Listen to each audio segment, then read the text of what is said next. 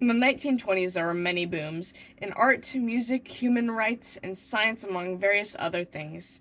These booms characterized the time for what it was a time of discovery in these topics art, literature, and today's topic, science.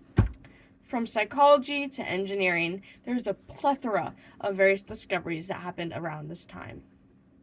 One of the many psychological studies of the early 1920s is the unethical study titled the Little Albert Experiment. This was an experiment centered around classical conditioning and its effects on humans. Classical conditioning is something most seen with dogs, like such as example of you show some dog some food, it'll start to salivate, and then if you start to ring the bell when you show the dog the food, the dog will associate the sound of the bell ringing to the food being shown. So when the bell is rung, that will start the salivation. That is classical conditioning. In this experiment, Dr. John B. Watson and Rosalie Rainier experimented with an 8-month-old child named Albert Barger, a child who was considered to be relatively fearless with the exception to loud sounds. Their goal in this study was to test classical conditioning in humans by inducing another phobia with the use of the already existing one. To do this, they would introduce Albert to various objects and animals, the most notable of them being a rat. They would show him the rat before hitting the metal bar with a hammer, causing a loud sound to ring out and Albert to recoil in fear. These tests continued over 4 months with a total of six sessions. By the third session, the rat alone elicited a mild fear from Albert. With the addition of 5 more rounds of the rat paired with the loud sound, a final test alone of just the rat caused a strong panic. Other items similar and even not necessarily similar to the rat were used as well, from cotton balls and fur coats to the more strange choice of a Santa mask. Eventually, all including any furry animal would elicit a slight fear to a larger fear, the rat inducing the most. Despite this, more was discovered by these tests. After a long period of not having the fear reinforced, Albert's fear of the rat and other items faded away, leaving him to have no reaction to it unless the studies conducted with the metal bar and the hammer were to be repeated. This brought not only the idea of classical conditioning being possible in humans, but the idea of fears being able to go extinct within humans if they are not reinforced for amounts of time. If they're not reinforced, they shall fade. On the lighter side, there were more positive discoveries with that of engineering. Many things we still use to this day were invented in this time, including the automatic traffic light signal, the electric blender, the television, the Band-Aid. Ooh. I know to me it was at least shocking that the Band-Aid had only been discovered in the 1920s, as prevalent it is in today's world. They went on market in 1921 and were created by Earl Dixon. In the 1920s, there were no quick bandages for people who didn't have access to full first aid kits. What was usually done was that there would be a small piece of cloth that would be wrapped around the wound. Not the cleanest thing for a time when there were no antibiotics, and because of that, this posed a serious risk for infection. One day, Mr. Dixon's wife, Josephine Knight Dixon, went to her husband and complained how there was no easy way for her to easily cover any small cuts or burns she got while cooking. Mr. Dixon, a cotton buyer for Johnson & Johnson, instantly got an idea for this. He took a piece of surgical tape and laid a bit of cotton gauze down in the center of it. He then covered the surface with a bit of crinoline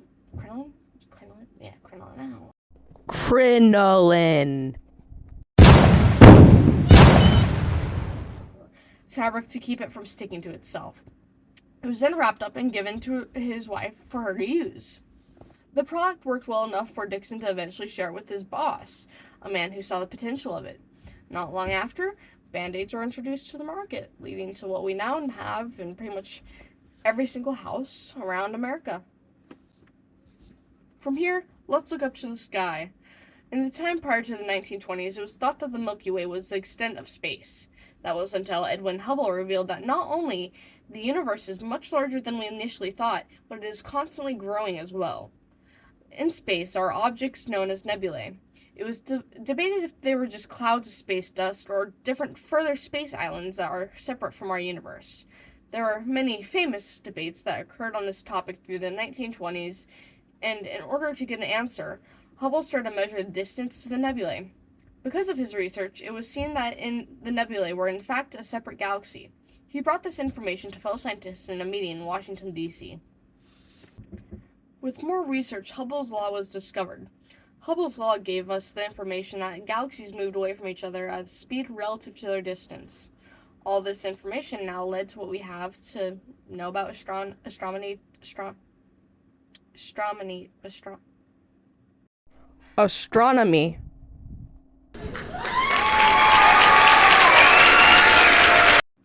The sky today. Now, imagine sitting there, unable to breathe, panicking as you are taken in by a strange machine.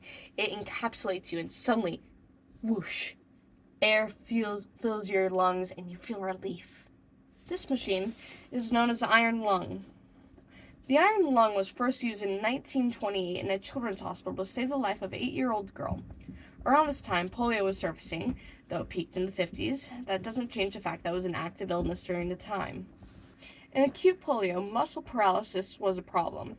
This would occur around the lungs, causing breathing to be strained or even impossible.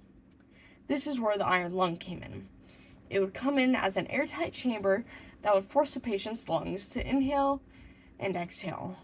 Philip Drinker and Louis Agassiz Shaw, pardon if I said those names wrong, invented the first iron lung at Harvard School of Public Health.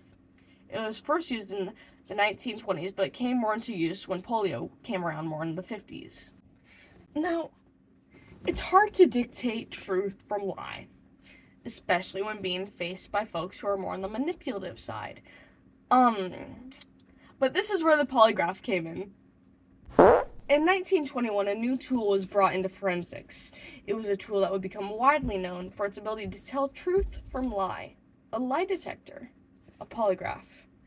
It would do this by detecting heart rate and blood flow, noting any abnormalities that could possibly hint at deception. It was invented by John A. Larson, a policeman and physiologist? Physiologist, let's go with that. The polygraph wasn't heavily considered up on the legal front until around 1923, where the results were attempted to be used as evidence. Oh, now I'm recording. Physiologist. I'm not good at English. What the heck is... Oh my god, whatever. Through the 1920s, the polygraph was worked on more and eventually utilized to come into use in court cases years later as a form of notable evidence. This is where it is now used to this day, being able to be utilized as evidence in courts, though not always fully reliable due to its nature. Finally, another intriguing discovery in science through the 20s is sliced bread.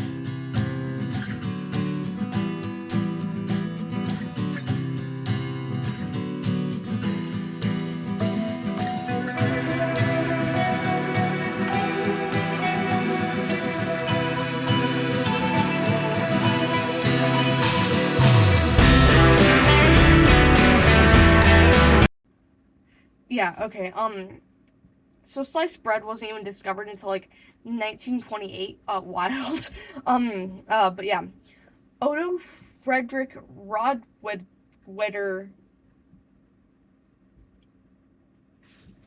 this dude, he was a jeweler and avid inventor who would sell his many jewelry stores in hopes of spreading and building his idea that was a bread slicing machine.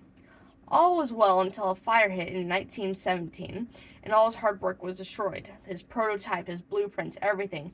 It was burnt up in the fire, all gone. Fortunately, that didn't stop him. 11 years later, he had created a 10-foot-long metal box with sharp blades that would slice these loaves into bread into individual slices. All was working out for it, so he decided to sell it to his friend and baker, Frank Bench, who began to sell sliced bread. He also sold it to another baker who is, Gustav Papendick. Who was able to add onto the machine and add tins that would wrap around the bread to preserve it for longer. Though some things are stranger, like the invention of sliced bread, there are more serious discoveries like those that were found in the Little Albert experiment. Through it all, the 20s was a time when there were many discoveries, and it's impressive, to say the least. Okay, thank God I am done with this stupid project. I'm not even trying to say, oh my God, I don't want to do this. Just what's on my word? It's I can help.